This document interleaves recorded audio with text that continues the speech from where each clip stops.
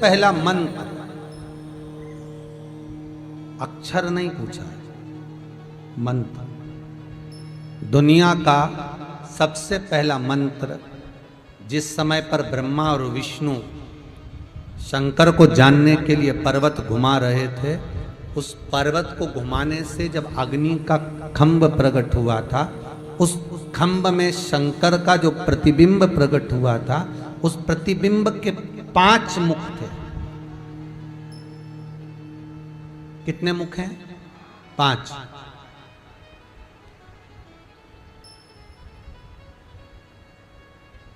उस प्रतिबिंब के 5 मुख।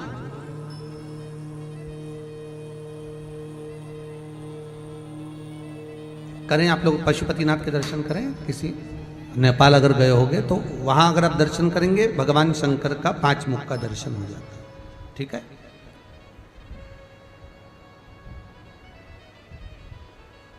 ध्यान दीजिएगा, ये शिवलिंग है।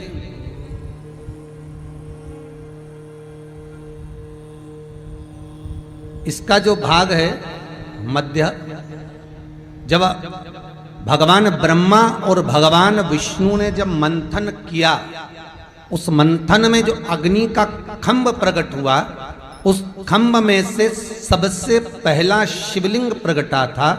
उस शिवलिंग के 5 मुख थे और उसके ऊपर एक समभाव था, लिंगायत। ओम का नाद यहां प्रकटा था। शिव जी का जो शिवलिंग होता है, उसका अग्र भाग, ऊपर का भाग, ओम का नाद यहां प्रकट होता है।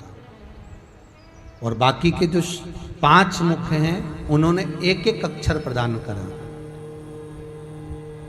नमः, न मह, और 3 ने दिया शिवाय।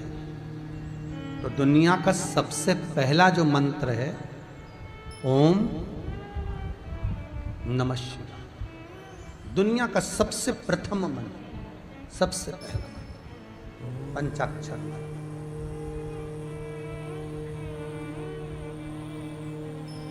अब एक प्रश्न सामने आता है, जो सुबह किसी ने एक लेटर दिया था, पत्र दिया था, उसका अनुमोदन हुआ कि शंकर भगवान को जो भी सामग्री चढ़ाई जाती है, शिव जी को हम जो भी सामग्री चढ़ाते हैं, तो शंकर भगवान का जो शिवलिंग है जहाँ रखा हुआ है, शंकर भगवान को अगर कोई सामग्री चढ़ाना हो तो ये जो गोल जलाधारी है और ये चरण है जहाँ से पानी गिरता है, तो अगर हम शंकर जी को कुछ चढ़ाएं तो क्या यहाँ चढ़ा दें जहाँ पार्वती जी का हस्त कमल है? या शंकर भगवान को हम कुछ सामग्री चढ़ाएं तो जो उनके चरण है जहाँ से जल नीचे की ओर जा रहा है, वहां चढ़ा दें?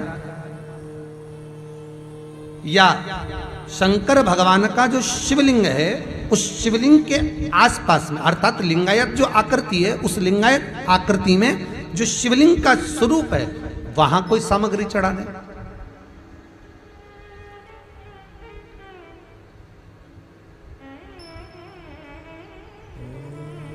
स्वीकार करेंगे भगवान?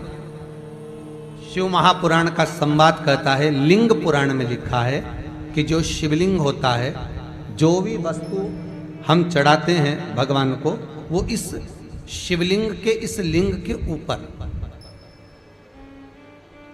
इसके ऊपर समर्पित करते हैं ना। उसका कारण क्या है?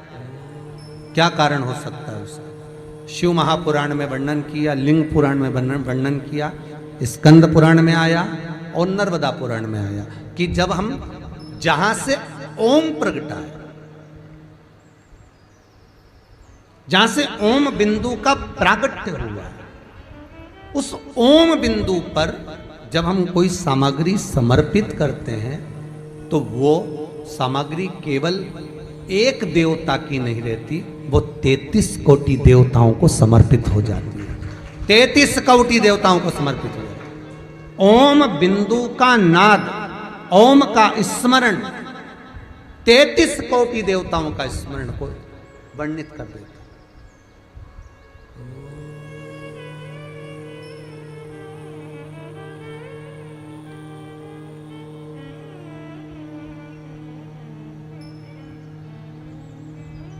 महाराज और सरल भाषा में ले लो, नामदेव जी महाराज ने रोटी बनाई, रोटी लेकर चले गया कुत्ता स्वान, नामदेव जी उसके पीछे घी की कटोरी लेकर चले गए थे।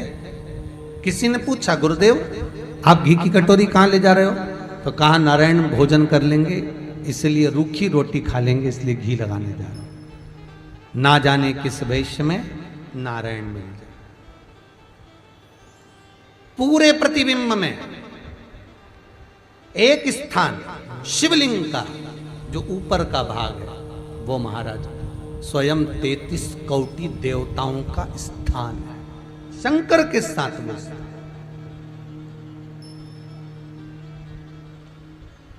जल भी समर्पित करते हैं तुम ऊपर से ही करते हैं, दूध भी चढ़ाते हैं तो हम ऊपर से ही चढ़ाते हैं, वस्तु भी समर्पित करेंगे तो वहीं से करेंगे।